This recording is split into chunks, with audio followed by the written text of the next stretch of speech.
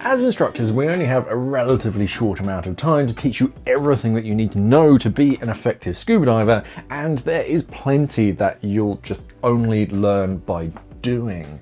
Now, I've collected a few things that some divers tend to struggle with, and of course a few methods that I've learned over the years to make them a little bit easier. Hi all of you awesome scuba divers out there, welcome to the Scuba Diver Magazine channel, your favourite place for the latest scuba diving news and gear reviews. There's quite a few things that you will only ever come across every now and then. It's not on every single dive or getting ready for every single dive, it's just like occasionally. As such, those things don't get taught in every foundational course, and you don't do them frequently enough to get enough practice to get good with them. So if you do have any like personal struggles like that that you'd like me to fix in another video, then of course let me know it down in the comments. Scuba diving struggles, that is, I might be able to help, but I'm sure there are better qualified professionals to help with some of those like personal struggles, but I do know scuba diving and I can help there, as can today's sponsor. Scuba.com is your one-stop shop for everything underwater. Whether you're a seasoned scuba diving pro or just starting to explore the wonders of the deep, Scuba.com has everything that you need. Browse their extensive selection of scuba and snorkeling equipment from leading brands. Find masks, fins, BCDs, wetsuits and regulators and everything else that you need for a comfortable and safe dive. Scuba.com's team consists of highly trained and experienced professionals who have dived all over the world. Get personalized recommendations for the perfect gear, no matter your diving destination or style.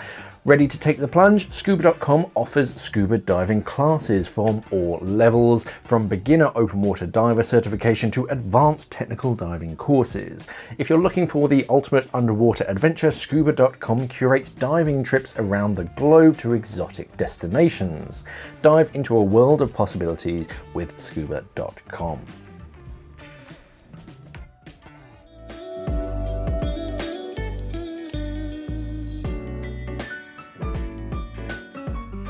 For some reason, this buckle stymies many divers, mainly because it's quite unusual for you to fully unthread it and require rethreading. Usually it's kind of in this kind of state whenever you come across it, especially if you're renting, but I'll wager that I could quite easily rock up to any dive site, pick out a random diver, hand them an unthreaded cam band, and they'll just look back at me like a deer in the headlights for a few seconds. The trick to rethreading a cam band is to, first of all, ignore the slot at the end, because you only use that right at the end when you're clamping it down, so that immediately makes it that much easier. You've got two slots to think about now. Threading a cam band is quite easy, and many of them actually have instructions written on them, either as like full-on diagrams that you can follow, or just like numbers, so you know you start with 1 and then you go to 2 and 3 and 4, so you know where to thread the strap next. The trick is to lay the buckle in this kind of open position and thread the strap under and then up through the middle slot. Fold it back on itself through the remaining slot, and you're done. It really is as simple as that. This is the most common like ready position that you'll find a cam band in, so that you can quickly adjust it for size depending on your cylinder, and then once it's the right size, you thread it through the final slot for leverage, clamp it down, and you're done. That, or just upgrade to a better cam band like this, and you don't have to worry about rethreading it ever again. All you have to worry about is Velcro. But yeah, it really is quite simple. Up through the middle, and then back on itself, and that's it.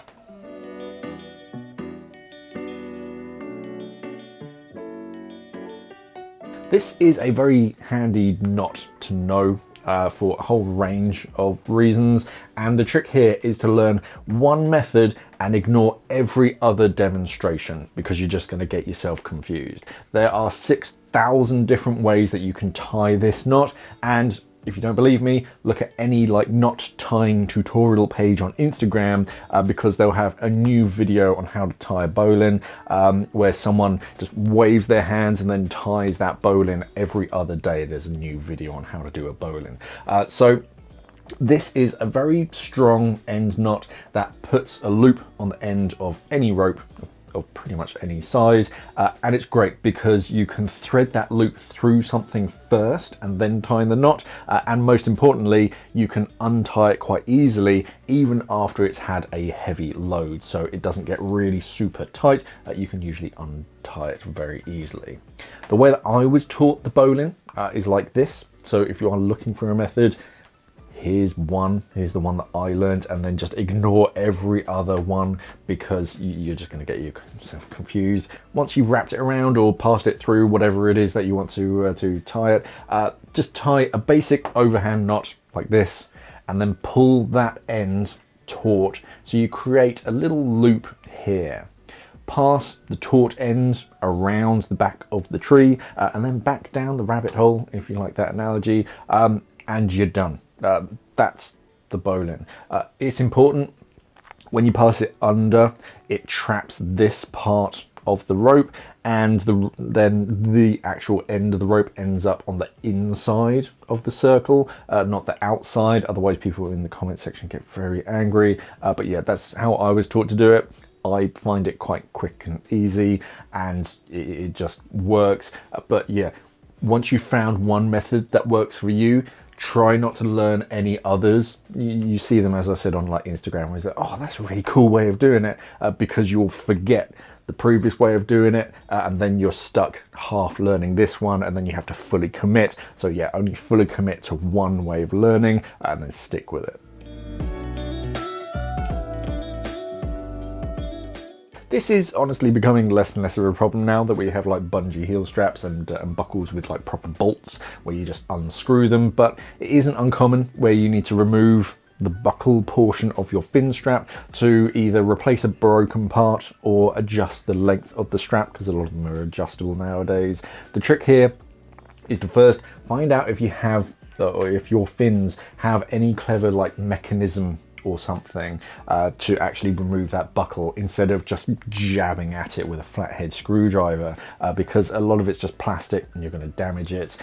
There may be like a specific method. If you look at the underside, you push a little pin up or something, there might be something. So just have a look online, see if there is anything, and have a good look at the actual buckle itself.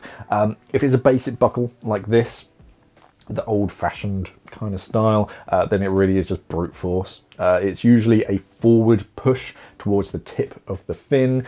Some buckles will only have a limited rotation, so you can't push them downwards or upwards, you can only push them forwards, but get a good hold of the buckle and then just a constant firm push it forwards, and that should get it done, and that really is it.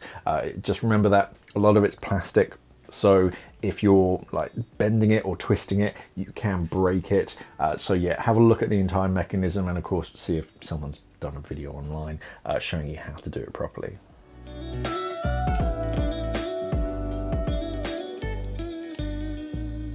One problem with the very basic like webbing style weight belts is that modern lead, especially with the coating, is that if you just thread it on like this, the lead is just going to slide off.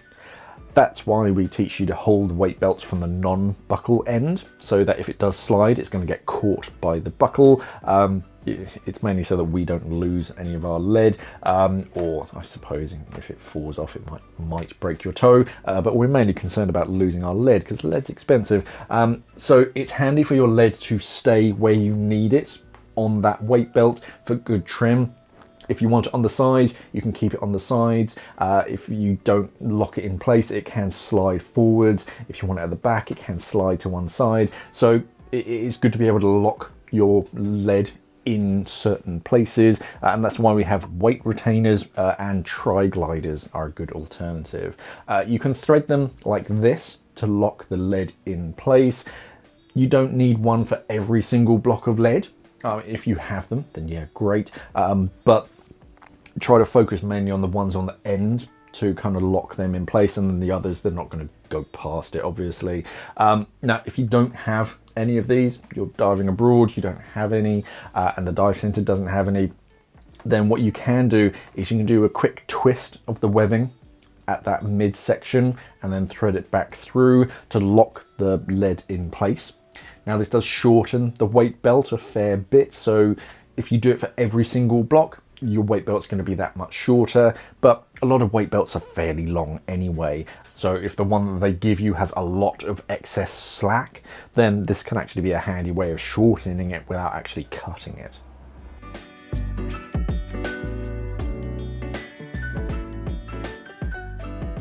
Donning a wetsuit all by yourself can be very entertaining for other divers on the boat, especially with like modern stretchy wetsuits that have a lot of give because the suit just moves with you. The easiest thing is to obviously ask for help. We're all literally in the same boat, having to get into similar wetsuits and struggle. So if there is someone out there, just, hey, could you give me a hand with such and such? Most people are going to oblige. Front entry suits are great, but they are quite rare nowadays. Most wetsuits are back zip, and you really need to run that zipper straight and smooth. A rash vest on the underside also helps because it adds like a little bit of lubrication. Lubrication itself, you can sort of use some of that. Usually the water-based stuff is better than powders because the powder just becomes a paste. So yeah, you can find water-based wetsuit lubricants to help you slide in. But the main trick is to avoid skipping over anything and rushing to get yourself into the suit with everything bunched up. And also wetsuits do bed in over time. So if it's a brand new suit and you're trying it on and you're really struggling with it, don't worry at first because wetsuits will kind of bend and flex to your body shape. So after a few dives, it will get more comfortable and a bit easier. When you're putting it on, start at your ankles and then make sure that everything's in its proper place before you move on. A lot of divers, they put their foot through the foot hole and then pull it up as far as they can and then try and get their arms in. But a lot of the leg is still like bunched up around their calf. So there's a lot of stretching and you're always fighting it. So try and like build it up, make sure everything's in its proper place before moving on. So make sure that your knees or your knee pads are actually over your knees and then progress from there. Once everything's in its correct place and you've done your arms, then you should have more slack to like reach the leash behind you and then pull that zipper straight. Try to like puff your chest out and make your elbows like touch behind so that there's a bit more slack for the material behind you, and make sure that this flap, because there's usually a flap of neoprene underneath the zipper to stop water from flushing through, this is what stops most zippers. So if you're doing it up and you feel it stop, you feel that resistance, stop, undo it and start again, because otherwise you're just going to damage it.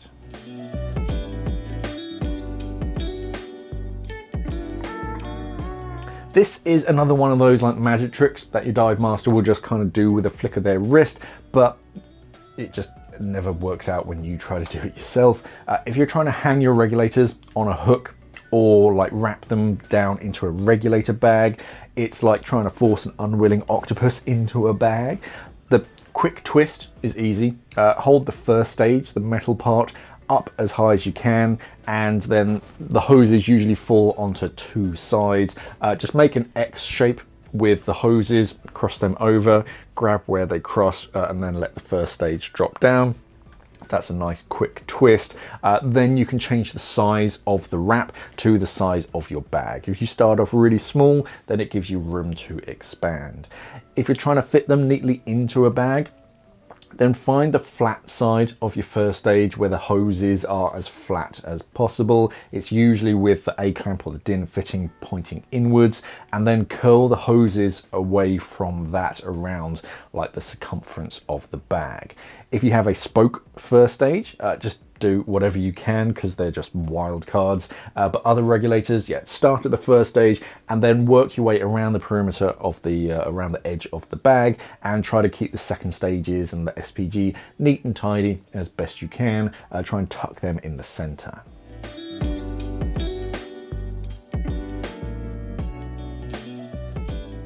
Many first-time dry suit divers struggle with leaks in their dry suit, and of course you don't know where the leak is coming from. You just get out and your undersuit is wet, and it can be hard to work out where the water's coming from based on just like a wet patch in your undersuit. It gives you a basic idea of where the water's coming from, but not always the cause. Sometimes it is just that the dry suit has a leak, but it's more common, especially newer divers, it's how you're using the dry suit itself. If you tend to get a lot of water around your chest, around your neck, it can be because you're looking around with your head. Turning your neck in a dry suit can cause the neck seal to slip on the skin and let a little bit of water in, and once a little bit goes in, it just spreads, so it feels worse than it actually is. An easy fix for this is to look with your shoulders, kind of look like Batman, and you can still like turn your head a little bit, but try to like move with your shoulders so that your neck isn't actually moving as much as you can. Just be aware, if you do move it, of how it may pull on that seal. So yeah, just look with your shoulders, and that will help to prevent water from getting in through your neck seal. So there were a handful of common struggles that some divers experience. If you found any of them useful, then please give this video a thumbs up. And if you have any other things that you personally struggle with, then of course ask away down in the comment section. And if you add this hashtag, it might even make it into one of my Ask Mark Q&A series of videos. Remember to check us out on social media and subscribe to the channel if you're new here. Thank you for watching, everybody, and of course, safe diving.